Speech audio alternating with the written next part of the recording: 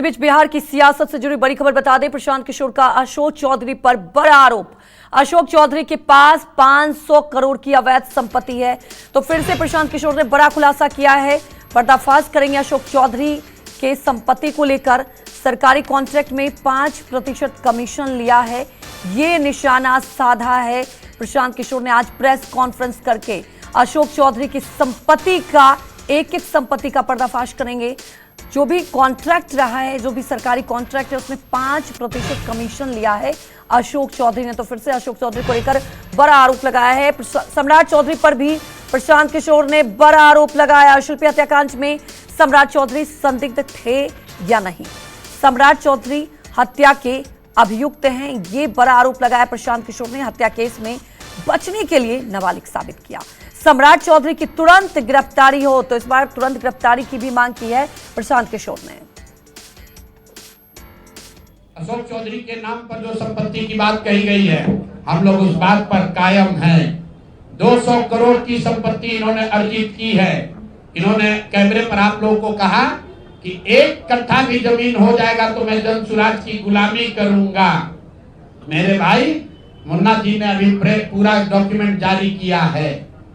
अगर या तो उसको आप रिबटल कीजिए कि ये आपका जमीन नहीं है, और अगर जमीन है तो जनसुराज की गुलामी मत कीजिए, बिहार के लोगों की गुलामी के लिए तैयार होइए, इस्तीफा दीजिए। बिहार के उप मुख्यमंत्री सम्राट चौधरी, इन पर मेरा सीधा आपके माध्यम से सरकार को, बिहार के गवर्नर से, बिहार सरकार से, केंद्र सरकार से मेरा अनुरोध है कि इनको हत्या के आरोप में, ये हत्या के अभियुक्त हैं, इनको तुरंत पद से बर्खास्त करके गिरफ्तार किया जाए। प्रशांत किशोर की इंटीग्रिटी है। पैसा किसने दिया? जिसको हमने सलाह दिया है। जिसको सलाह दिया तो स्रोत भी बता रहे हैं पैसा क्यों मिला। जिसको सलाह देते हैं उससे पैसा लेते हैं। गांव गांव में कहा है, सैकड़ों करोड़ रुपया लेते हैं, लेकिन चोरी नहीं करते हैं, सरस्वती का खाते हैं। सलाह देते हैं, जो पैसा मिला चेक से मिला, उस पर 18% जीएसटी भरा। जो पैसा जनसुराज की व्यवस्था को चलाने में खर्च हुआ, उस खर्च के बाद जो बच गया वो भी 98 करोड़ रुपया पार्टी को डोनेट कर दिया चेक से। 98 करोड़ 75 लाख रुपया। इनकम टैक्स भरा 30 करोड़ रुपया। तो बड़ी खबर, जमीन कब्जाने के आरोप पर सम्राट चौधरी का पलटवार। सम्राट चौधरी ने इसे लेकर पलटवार किया कि खुद बचने के लिए आरोप लगा रहे हैं प्रशांत किशोर। भ्रष्टाचार पर पहले खुद जवाब दें प्रशांत किशोर। तो अब पलटवार किया है सम्राट चौधरी ने भी जमीन कब्जा करने को लेकर। कुछ लोगों के पास कुछ नया नहीं है। ये बेचारा आजकल खोजी पत्रकार हो गए। अरे सबसे बड़ी चीज है कि कुछ चीजें उचित फोरम पर होती है।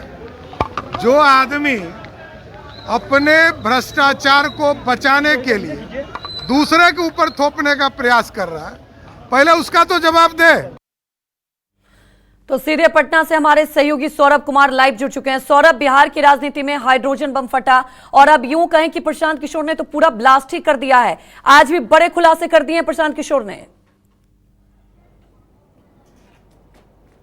जी बिल्कुल अंजलि, सबसे बड़ी बात है कि कुछ दिन पहले प्रशांत किशोर ने मंत्री जो हैं और नीतीश कुमार के काफ़ी करीबी हैं अशोक चौधरी, उन पर ये आरोप लगाया था कि 2 साल के अंदर उन्होंने 200 करोड़ की संपत्ति जो है वो अर्जित की है। और उसके बाद निश्चित तौर पर काफ़ी हंगामा मच गया था। और उसके बाद केवल अशोक चौधरी पर नहीं, सम्राट चौधरी, दिलीप जायसवाल और संजय जायसवाल पर भी कई गंभीर आरोप प्रशांत किशोर ने लगाए थे। और आज दूसरी किस्त जारी की है प्रशांत किशोर ने। उन्होंने पहले ही कहा था कि मेरे पास और भी कई सबूत हैं, एक एक करके सबका खुलासा करेंगे। तो पहले से ही जनसुराज पार्टी के तरफ से ये कहा गया था कि दूसरी किस्त जो है खुलासे की वो आज प्रशांत किशोर जारी करेंगे। लेकिन आज जैसे प्रेस कॉन्फ्रेंस की शुरुआत हुई, प्रशांत किशोर ने कहा कि मैंने पहली किस्त जो जारी की थी उसके बाद कई एनडीए के जो छुटभैया नेता हैं वो मुझ पर आरोप लगा रहे हैं कि मेरे पास पैसे कहाँ से आते हैं, मेरे पार्टी में फंड कहाँ से आते हैं। तो मैं उसका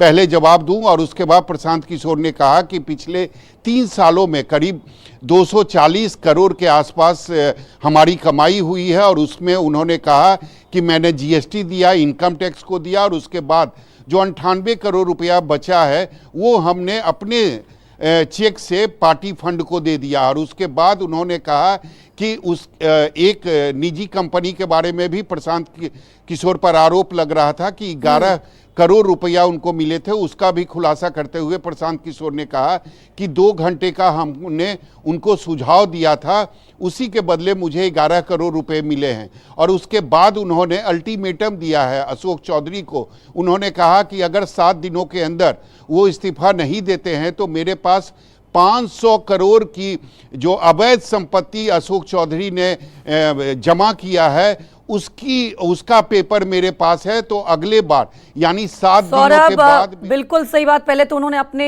ऊपर जो आरोप लगे थे उसका बारे में भी बताई और दूसरे बड़े आरोप फिर से लगाए। हमारे साथ जुड़ने के लिए आपका शुक्रिया।